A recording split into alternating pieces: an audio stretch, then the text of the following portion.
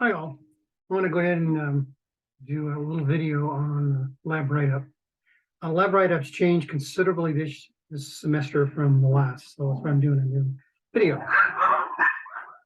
Okay.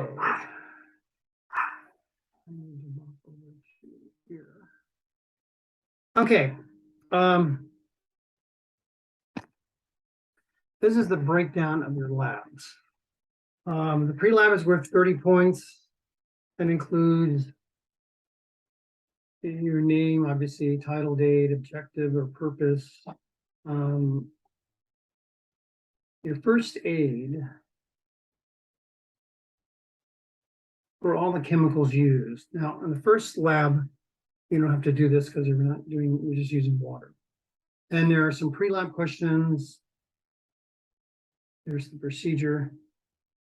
And really the data tables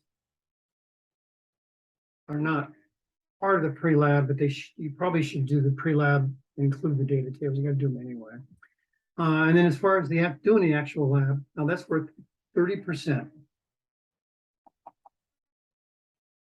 40% of the lab is going to be entailed in actually doing the actual lab itself and filling in the data tables.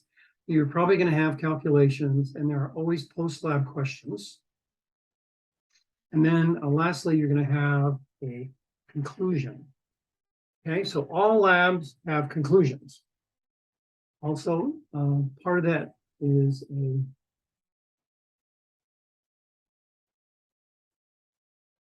discussion as well. So you're going to have 100 raw points. Now, Dr. Miller is going to have a percentage of all your lab points going towards the final grade. So I'm going to be converting that and giving that to him at the end of the semester. So basically, every lab is going to be worth 100 raw points, and I'll convert that into some percent that's consistent with Dr. Miller's syllabus. Okay, so let me give you, what I did is I scanned a lab. Now, everything's to be done handwritten, okay?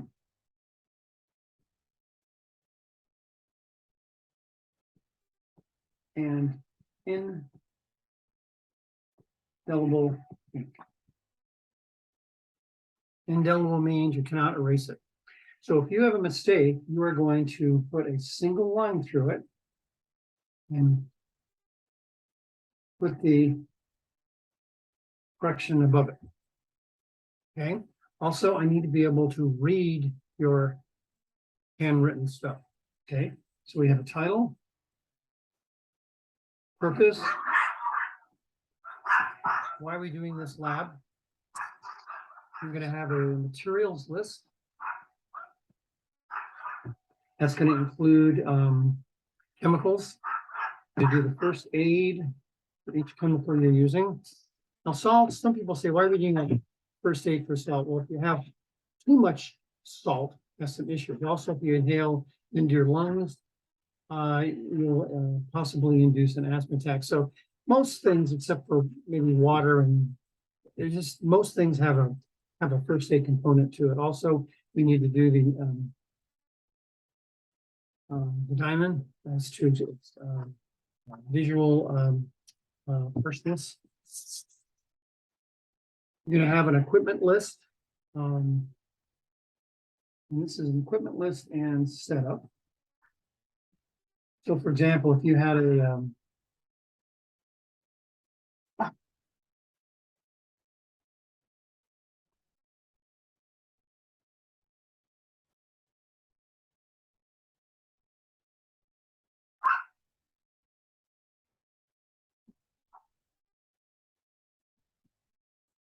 you were boiling some water on a hot plate, and you need to draw that in, just to make sure that you totally understand what's going on in this lab. You need to write out the procedure.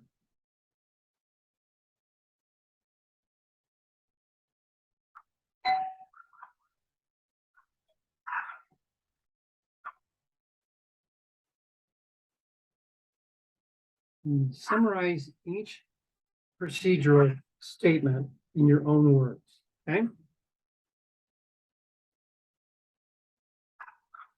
The department is really strongly reinforcing this. They found in the past that students that summarize in their own words the procedure with enough detail, so you don't need your lab manual, that the lab goes better, you understand it better, etc. Don't forget you'll be having a lab practical in here. You can use your own lab book during that lab practical. So if your procedures are detailed enough, you should do fine on the lab practical. Now, this is what your data table is going to look like. Now, you may make that data table in Word, for example, and then make it blank, obviously, and then you can paste that into your lab book. That's fine. And then you need to fill out the data. Again, this is all in ink.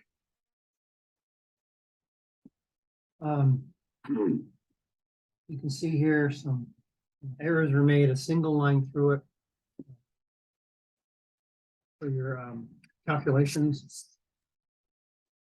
And then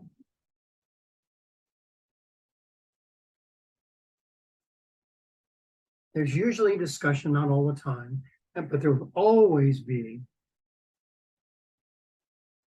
a conclusion. Now, the conclusion, you just list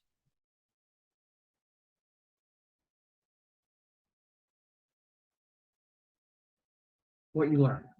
I'm not asking for an encyclopedia. And this is a typical one here. Shouldn't be too bad. I also recommend, since there's a lot of handwriting, that you do a little each night. Some of these procedures can be quite long. Okay, it's not hard. It's just time. Okay, all right. So that's what I wanted to say on this here. You can review this a couple times over. On lab 1, I will allow you to fix any mistakes you've done. And then from then on, you get what you get.